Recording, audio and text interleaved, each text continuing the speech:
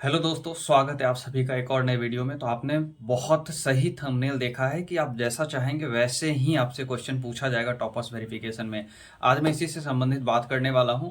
आप लोग देख रहे हैं तो बहुत अच्छी बात है, और आप लोगों ने नहीं देखा है तो जो क्लास 10th का जो टॉपर्स वेरिफिकेशन होगा उन बच्चों को जरूर शेयर करिएगा ये वीडियो, ताकि उनके अंदर से जो घबराहट है वो निकल जाए।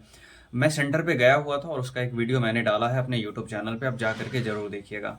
बहुत सारे बच्चों का प्यार मिला है, और एक और बच्चे का जो है इंटरव्यू आएगा बहुत जल्द इसी यूट्यूब चैनल पर। हमारे यहाँ से बेसिकली 2-3 बच्चे का सिलेक्शन हुआ है टॉपर्स वेरिफिकेशन के लिए, और उसमें से देखिए कौन स्टेट टॉपर होते हैं, कौन डिस्ट्रिक्ट टॉपर होते हैं, ये रिजल्ट आने के बाद ही पता चलेगा। कुछ बातें मैं जल्दी जल्दी बोल करके थोड़ा सा आपको समझाने की कोशिश कर रहा हूँ। तो सबसे पहले जो भी बच्चे जा रहे हैं, बोर्ड की तरफ से पहले ही कह दिया गया है कि एडमिट कार्ड ओरिजिनल और कोई भी आईडी प्रूफ, और खास करके आधार कार्ड सारे बच्चे के पास जरूर होगा। तो आधार कार्ड और एडमिट कार्ड ओरिजिनल वाला लेकर के जाइएगा डॉक्यूमेंट में। वहाँ पे आपको जा करके सबसे पहले एंट्री लिया, जिनके साथ भी आप जाएंगे आप एंट्री लेंगे। उसके बाद आपका डॉक्यूमेंट वेरिफिकेशन वहाँ पे बेसिकली आधार कार्ड और एडमिट कार्ड का किया जाएगा। उसके बाद आपको इंटरव्यू के लिए बुलाया जाएगा। कुछ टॉपिक पे आपको रिटेन टेस्ट देना पड़ेगा। जैसे किसी से पूछा गया था आपने ऐसे में क्या लिखा, इंग्लिश के ऐसे में क्या लिखा, तो उन्होंने कहा था मैंने ग्लोबल वार्मिंग पे लिखा। तो ग्लोबल वार्मिंग पर लिख करके बताइए। ये क्या करता है, ये टेस्ट लेने का मतलब है कि आपका हैंड राइटिंग टेस्ट वहाँ पे होगा, कि जो आपने एग्जाम दिया आप जेन्यून कैंडिडेट हैं या जेन्यून कैंडिडेट नहीं है, वो हैंडराइटिंग मैच करके करेगा। इसके अलावा जो भी चीज़ें आपके एग्जाम में, जो भी बातें पूछी गई थी, जो भी क्वेश्चंस पूछा गया था, वो सारे क्वेश्चंस का आप अच्छे से रिवीजन करके जाइएगा, ठीक है। दूसरी बातें और तीसरी बातें कि आपको थोड़ा बहुत इंग्लिश में कहेगा लिखने के लिए, ठीक है। जैसे ग्लोबल वार्मिंग पे हो गया, या इसके अलावा हिंदी में कोई ऐसे दे देगा आपको, कहेगा उस पर लिखने के लिए। ये बेसिकली हैंड राइटिंग मैच करने के लिए होता है।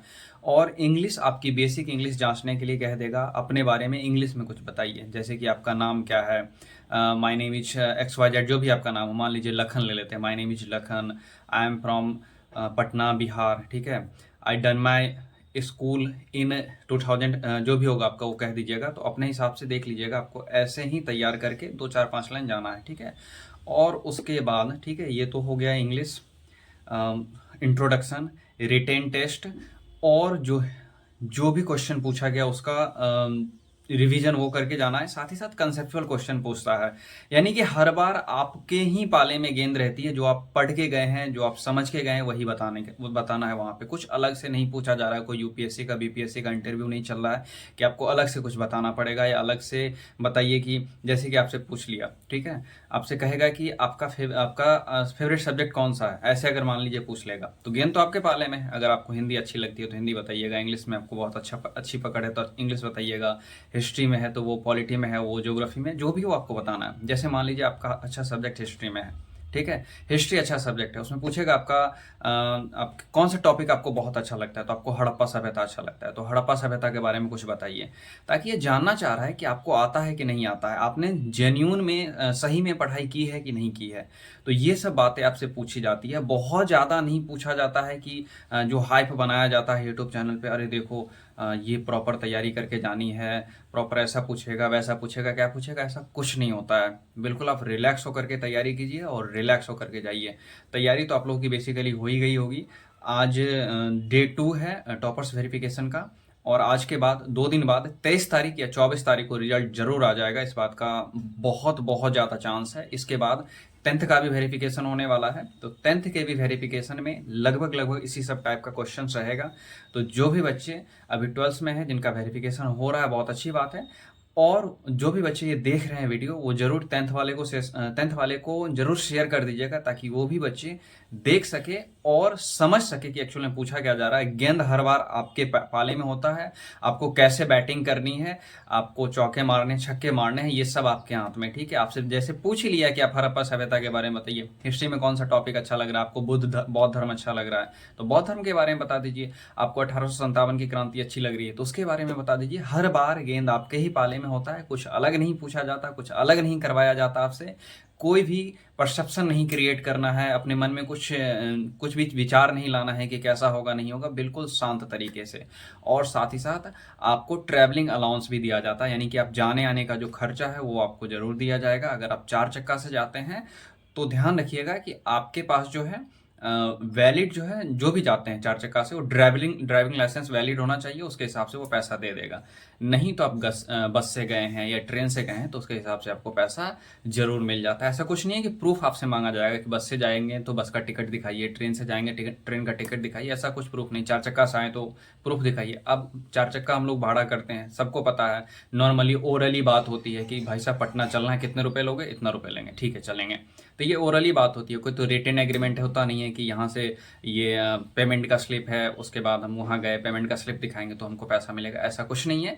बस आपको ड्राइविंग लाइसेंस मांगा जाएगा। 4 चक्का से अगर रिजर्व करके जाते हैं तो फिर वहाँ पे जा करके आप ड्राइविंग लाइसेंस दीजिएगा, आपको पैसा वहाँ उचित पैसा दे दिया जाएगा। तो बहुत सारी सुविधाएं दी जाती है, क्योंकि आप टॉप किए हैं, आपका वेरिफिकेशन में नाम आया है, तो कम से कम इतना तो आपका हक जरूर बनता है। भले ही आपका नाम इंटरव्यू के बाद या टॉपर्स वेरिफिकेशन उसको कह लीजिए, उसके बाद आपका बोर्ड के टॉप 10 में रिजल्ट आ जाए या डिस्ट्रिक्ट टॉपर आप बन जाइए, सीधा मैं बात करूँ स्टेट टॉपर में आ जाए या डिस्ट्रिक्ट टॉपर में, ये अलग मैटर है। लेकिन आपको वहाँ पे इक्वली ट्रीट किया जा रहा है, किसी के साथ वहाँ पे भेदभाव नहीं किया जा रहा है कि नहीं।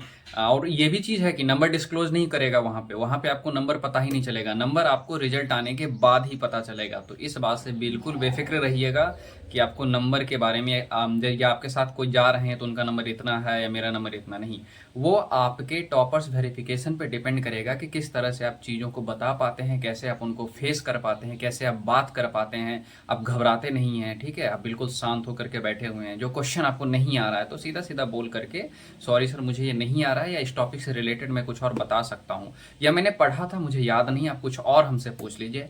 आप अगर ऐसे पोलाइटली बात करेंगे, आपके अंदर हेजिटेशन नहीं होगा, घबराहट नहीं होगी, तो है आपको बहुत अच्छा वो ट्रीट मिलने वाला है। और आपकी पूरी उम्मीद है कि आपको टॉपर्स वेरिफिकेशन में ज़्यादा चांस है कि आप टॉप लेवल पर रहिएगा। हो सकता है आप स्टेट टॉपर हो जाइए, हो सकता है आप डिस्ट्रिक्ट टॉपर हो जाइए।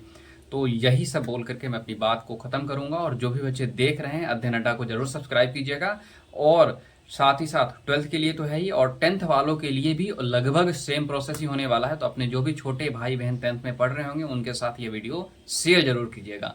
तो आज का वीडियो यहीं तक रहने देते हैं, मिलते हैं फिर अपने अगले वीडियो में, तब तक के लिए धन्यवाद।